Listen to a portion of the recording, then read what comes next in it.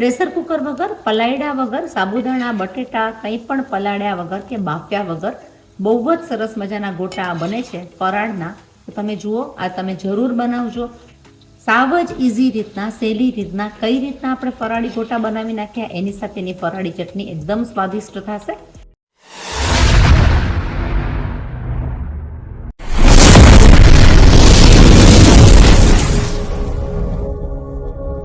બનાવવા જશું ફરાળ અને ઉપવાસને લાગતા વળગતા સરસ મજાના ફરાળી ગોટા, જે હું બનાવતી હોઉં છું બધી રીતના, સહેલી રીતના. પણ સહેલી રીતના કેવી રીતના, તો ચાલો મારા રસોડામાં હું તમને બતાડું હું કેવી રીતે બનાવું છું.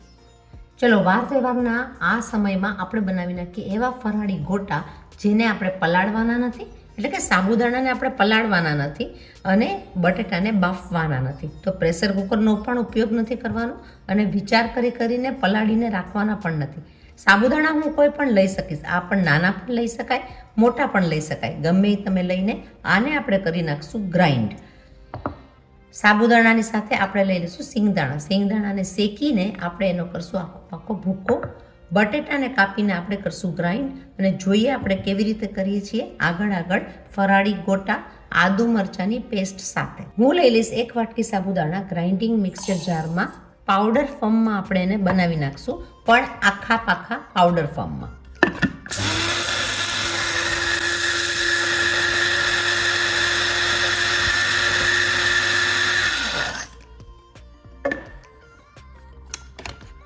આપણને જેવું જોઈએ છે એવું જ આપણે કરી નાખ્યું છે આખા પાખા પાવડર ફોર્મમાં. આ પ્રમાણે એના બનશે ફરાળી ગોટા એકદમ સ્વાદિષ્ટ.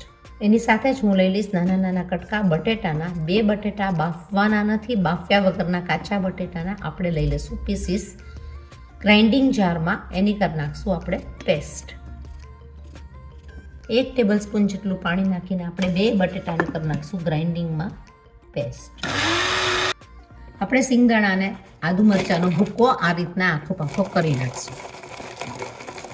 ફરાળી ગોટા માટે હું લઈ લઈશ મસાલામાં આપણે લઈ લઈશું સાબુદાણા ગ્રાઇન્ડ કરેલા આખા પાખા. મને જોશે સાબુદાણા આ પ્રમાણે. આપણે લઈ લઈશું 1 વાટકી સિંગદાણાનો આખો પાખો ભૂકો. 1 ચમચી હું લઈ લઈશ આદુ મરચાંની પેસ્ટ. તલ અડધી ચમચી. તજ લવિંગનો ભૂકો પિંચ. જીરા પાવડર પિંચ. મરીનો ભૂકો જોઈતા પ્રમાણમાં, તમારા ઘરમાં કેવું તીખાસ ખવાય એ પ્રમાણે. ગળાસમાં 1 ચમચી ખાંડ. ગળાસ ઓપ્શનલ છે, ખાંડ તમે ના ખાતા હોય તો તમે સ્કીપ કરી શકો. એની સાથે ગળાસ લીધી છે તો ખટાશ, ગળાસ અને ખટાશથી સ્વાદ એકદમ જ સરસ આવશે. હું લઈ લઈશ આમચૂર પાવડર. આમચૂર પાવડર ના હોય તો તમે લીંબુનો રસ પણ નાખી શકો. સાથે લઈ લઈશું થોડા એવા ચીલી ફ્લેક્સ. માપ અનુસાર આપણે લઈ લઈશું મીઠું. બટેટાની પેસ્ટ કરેલી છે એને હું લઈ લઈશ સાબુદાણાના ભૂકાની અંદર. સાથે લઈ લઈશું સ્વાદ વધારવા માટે થોડા એવા ધાણા. ગળાશ ખટાશ તીખાશની સાથે આપણે કરી નાખશું આ બધું મિક્સ. સાબુદાણાના ભૂકાના હિસાબે બટેટાનો પેસ્ટ આખું બધું ચૂસાઈને થઈ જશે. એકદમ સરસ મજાનું મિક્સ પેસ્ટ. અને તમે જોઈ જુઓ કે આપણું આ પેસ્ટ એકદમ સરસ મિક્સ થવા માંડ્યું છે. આપણે એને રહેવા દેશું એટલીસ્ટ 10 મિનિટ કે એને સાબુદાણા બધું પાણી એટલે કે મોઇસ્ચર બધું જ ઓબ્ઝર્વ કરી લે. આ મિક્સ કરેલી પેસ્ટના મિક્સિંગ ઉપર જ તમને ખબર પડી જાય કે સાબુદાણા છે તે બધું પાણી લઈ લેશે અને આપણી પેસ્ટ થઈ જશે એકદમ સરસ ગોટા બનાવવા માટે રેડી. છે ને કેટલું સહેલી રીતના આને રાખી દઈશું 7 થી 8 કે 10 મિનિટ માટે.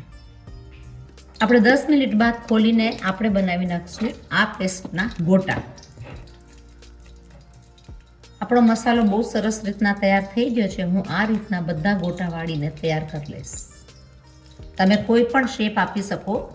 સાબુદાણાના હિસાબે એનો બધું પાણી ચૂસાઈ જાય. બટેટાનો જેટલો રસ છે એ બધો ચૂસાઈને એકદમ સરસ મજાના તૈયાર થશે ગોટા.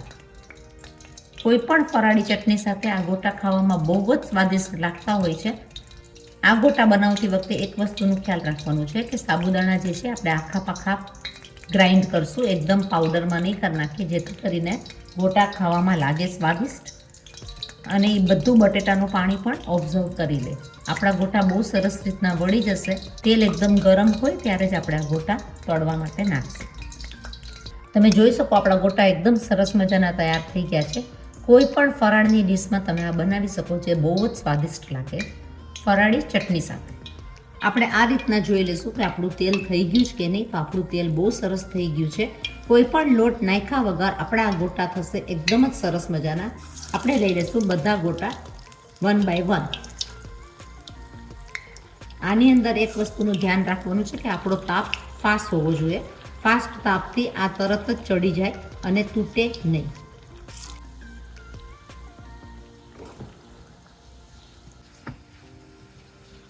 તમે જોઈ શકો છો કે આપણા ગોટા બહુ જ સરસ થયા છે. ક્રિસ્પી, એકદમ તળીને સરસ મજાના બ્રાઉન કલરના. સહેલી અને સરળ રીતના આપણે આ ગોટા કરી નાખ્યા. જો તમને મારી આ ચેનલની રેસીપી ગમી હોય તો તમે આ જરૂર સબસ્ક્રાઈબ કરજો, લાઈક કરજો, આગળ ફોરવર્ડ કરજો અને રેસીપી જરૂર ફોલો કરીને બનાવજો. કોમેન્ટમાં જરૂર લખજો તમે કયા દેશમાંથી કઈ બાજુથી મારા વિડીયોઝ જુઓ છો. મને પણ ખબર પડે મારા વ્યુઅર્સ કઈ બાજુથી મારા વિડીયોઝ જુએ છે અને એમને કેવું લાગે છે અને એમને આગળ કઈ વસ્તુ શીખવી છે. તો જરૂર કોમેન્ટમાં કરજો, કોમેન્ટમાં લખજો તમે કયા દેશમાંથી કઈ જગ્યાએથી મારા વિડીયોઝ જુઓ છો. હું તો ઓસ્ટ્રેલિયામાં છું, પણ તમે કયા દેશમાં છો તો જરૂર કોમેન્ટમાં લખજો. આપણા આ ગોટા બહુ સરસ તૈયાર થઈ ગયા છે. આપણે એને લઈ લઈશું જારાની અંદર. તેલ પીધેલા વગરના આ ગોટા થશે અને એકદમ સ્વાદિષ્ટ થશે. એને જરૂર બનાવજો, બહુ જ સરસ ગોટા થાય છે.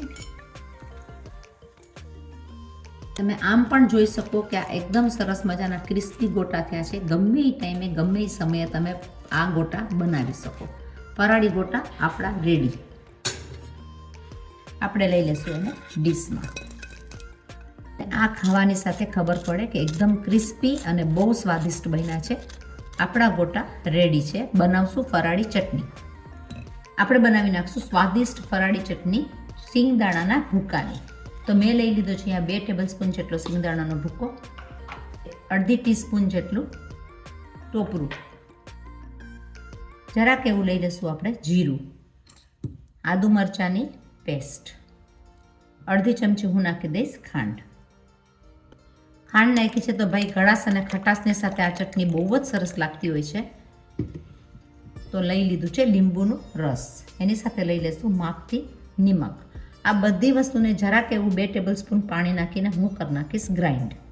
આપણી ફરાળી ગોટાની સાથેની ચટણી તૈયાર થઈ જશે. આ ચટણી ખાવામાં બહુ સ્વાદિષ્ટ લાગતી હોય છે. આખી પાકી ચટણી ગોટાની સાથે ભરીને ખાવાની મજા જોર હોય છે.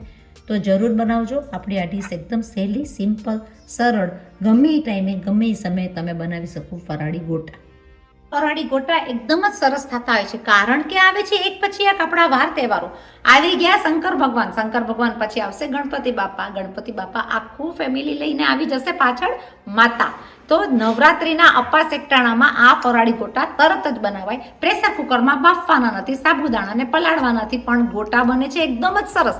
એની સાથેની ચટણી તમે ચમચીથી ખાઈ પણ શકો. એટલી સરસ મજાની ખાટી મીઠી તીખી સ્વાદિષ્ટ ગોટા જરૂર બનાવજો.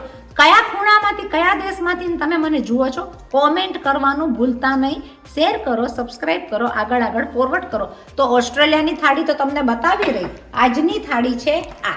જુઓ તમે દાળ ભાત શાક રોટલીની થાળી આખી. ફૂલકોબી બટેટાનું સૂકું શાક, મસ્ત મજાની ગુજરાતી ખાટી મીઠી દાળ, એની સાથે મસાલાવાળી છાશ, ઘરનું બનાવેલું દહીં, ઘરનું બનાવેલું અથાણું અને ગરમા ગરમ ભાત અને એની જોડેના પરાઠા. તો આઈડિયા પણ આવે કે આપણે શું બનાવવાનું છે. રોજની માથાજી ઘરની શું હોય, શું બનાવવું છે આજે જમવામાં. તો આપણી આ વસ્તુ આવી ગઈ સામે અને તમે જરૂર સબસ્ક્રાઇબ કરો, શેર કરો, આગળ ફોરવર્ડ કરો. મળીએ છીએ પાછા બીજા નવા વિડીયો સાથે. ત્યાં સુધી તમે બનાવો ફરાળી ગોટા મસ્ત મજાના.